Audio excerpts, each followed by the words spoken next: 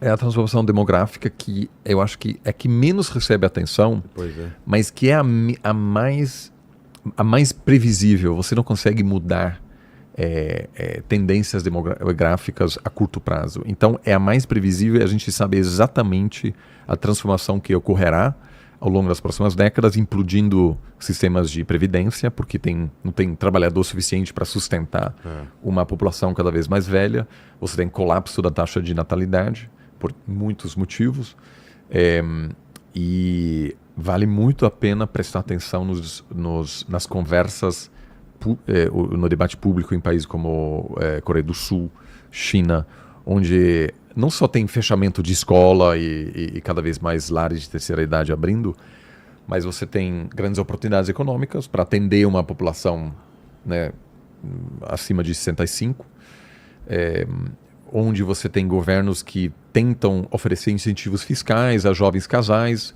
Geralmente esses incentivos fracassam. Então, acompanhando outros países, o Brasil pode também deixar de cometer certos erros, tentar coisas que já deu para ver que não funcionam lá fora. Você tá falando não só de movimentos, mas também de taxa de natalidade. Super, sim. A China está preocupada agora com isso, porque teve aquele programa de um filho só e agora está incentivando ter mais filhos. Exatamente. Mas mesmo em países que não tinham essa regra, você tem um colapso da taxa de natalidade. Em países da Europa estão colapsando. Então, não só isso. Lá certamente tem. E aqui também, né? A gente vai ter esse problema. No Brasil você só tem... Você, na verdade, tem poucas regiões ainda onde a natalidade está alta. A África Central, o Sahel, por exemplo. Até na Índia, hoje, a taxa de natalidade está abaixo de 2,1%, que é a taxa de reposição para você manter a população estável. O grande problema, além disso, também é a taxa de pessoas produtivas. Né? Exatamente. Aí você precisa tem muita gente que está fora do mercado, que não está produzindo também, que não paga os velhos, né? Exato. O pessoal que trabalha. Então tem uma questão matemática, você tem uma questão da medida de defesa, porque apesar do surgimento de inteligência artificial, por um bom tempo, você ainda precisa de seres humanos para garantir a segurança nacional. Então, e aí é interessante porque isso, obviamente, também tem uma relação direta com o surgimento de IA e mudanças no mercado de trabalho. Né? A expectativa é que setores onde você ainda terá por bastante tempo um crescimento, inclusive na demanda, áreas de construção, né? Por exemplo, só que com uma população cada vez mais velha, você precisa também pensar de que forma você vai empregando pessoas de 75 anos, porque lá na frente vai ser muito difícil alguém se aposentar e receber alguma previdência antes dos 70, né? Já que na segunda parte do século você vai ter muito mais pessoas com mais de 65 do que com menos de 18. Pois é. Né? Então eu acho que tudo isso quer dizer o quê? Que a gente não pode olhar para as últimas décadas e esperar uma continuação dessas tendências. Por incrível que pareça, a mudança demográfica vai empoderar países muito pobres, porque eles terão algo que todo mundo quer, que gente, são pessoas. Então, assim, nós hoje estamos numa fase nacionalista, meio que os países fechando fronteira, mas todo mundo sabe, isso é muito engraçado, até os assessores de Trump em reuniões fechadas sabem e dizem que sem imigração não dá. E lá em público falam que fechar fronteira, não sei, porque é popular atualmente, assim, tem um pouco um momento... vamos fechar a fronteira, não sei o que e tal, porque isso mobiliza as pessoas, né? Mas sabe, né, que o que faz os Estados Unidos são os imigrantes, né? Não, o americano não quer fazer certos trabalhos. Não só isso, mas você precisa de talentos de fora, assim, por exemplo, o WhatsApp acaba de anunciar o novo CEO do WhatsApp, que faz parte da Meta, é um empreendedor indiano, né? A Google é liderada por um indiano, ou seja, isso não só no topo, em todas as empresas precisam poder trazer gente qualificada, que tem sido sempre a grande sacada dos Estados Unidos. Se você abrir mão disso, os Estados Unidos não conseguem competir nem contra a China. O grande problema da China é a sua incapacidade de atrair talento, né? Então, assim, verdade. Com o passar do tempo, você vai ter países competindo por migrantes, que é o contrário do que é hoje. Porque o colapso demográfico ainda não bateu para valer. Mas, então, assim, a gente pode ter essa postura mais rígida em relação a imigrantes por mais uma década, por aí. Mas lá na frente, quando o país tem problema real de manter as suas instituições funcionando, suas escolas, limpar as ruas, enfim, todos os serviços que são precisos, aí quem pode, vamos dizer, quem tem uma vantagem na negociação é um país como Mauritânia, ou Nigéria, que tem muitas pessoas à disposição. Essas pessoas estão dispostas a emigrar, porque eles podem aumentar a sua produtividade quando migrarem aos Estados Unidos. E aí estamos numa situação em que talvez a Bélgica, a Coreia do Sul e os Estados Unidos estão tentando atrair essas pessoas, né? Atrair essas pessoas para que possam trabalhar nos seus mercados por falta de mão de obra.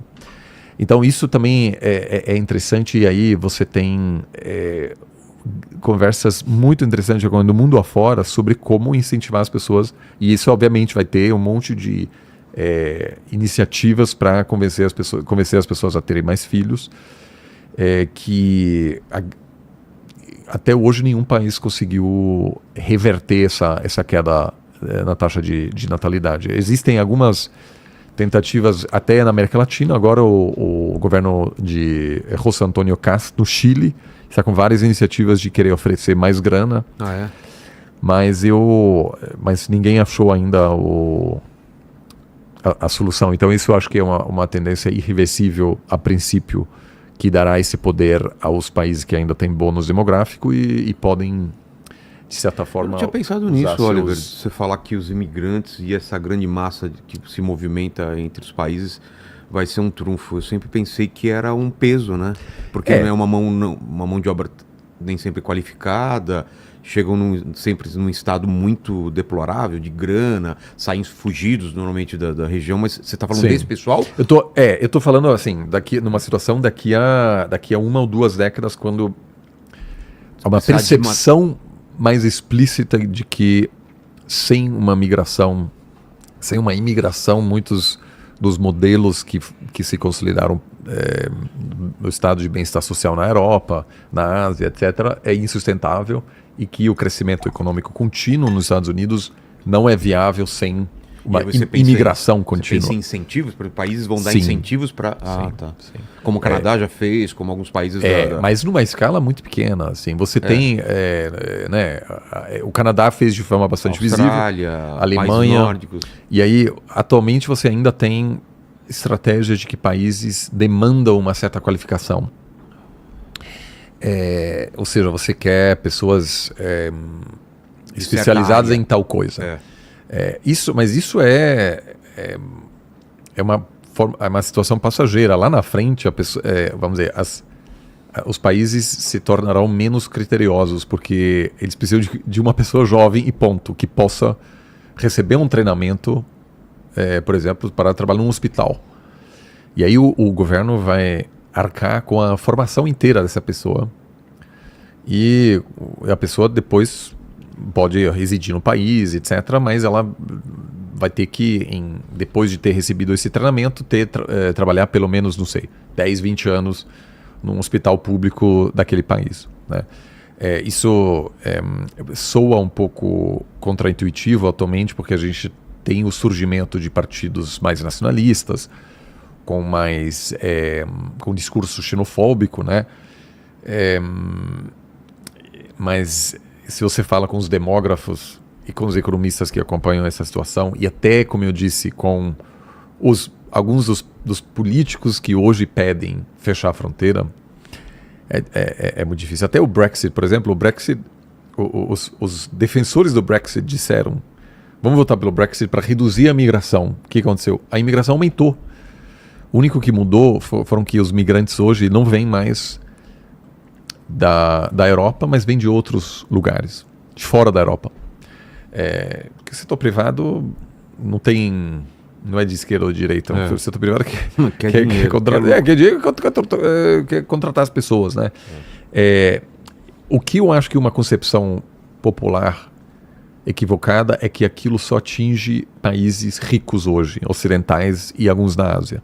O grande problema no futuro serão países que ficaram velhos antes de ficarem ricos. Porque a gente associa a crise demográfica hoje à Coreia do Sul, à Alemanha, à Itália, à Grécia, que são países relativamente bem-sucedidos assim, do ponto de vista econômico. O que a gente ainda não viu e que vai ser muito complicado é um país pobre ficar velho. Porque daí a capacidade fiscal de você sustentar as pessoas é muito baixa. Então você tem países no Oriente Médio já com taxa de natalidade em queda livre, com uma parcela relevante da população ainda abaixo da linha de pobreza. Isso também eu acho que é importante lembrar, porque muitas pessoas acham, não sei, a culpa e geralmente as pessoas falam assim, a culpa é do empoderamento das mulheres, ou sei lá, o que. Aquilo está acontecendo mundo afora ou é a culpa do capitalismo, ou sei lá o que. Isso está acontecendo em sociedades capitalistas, socialistas, ricas, pobres, muçulmanas, cristãs. É uma tendência global.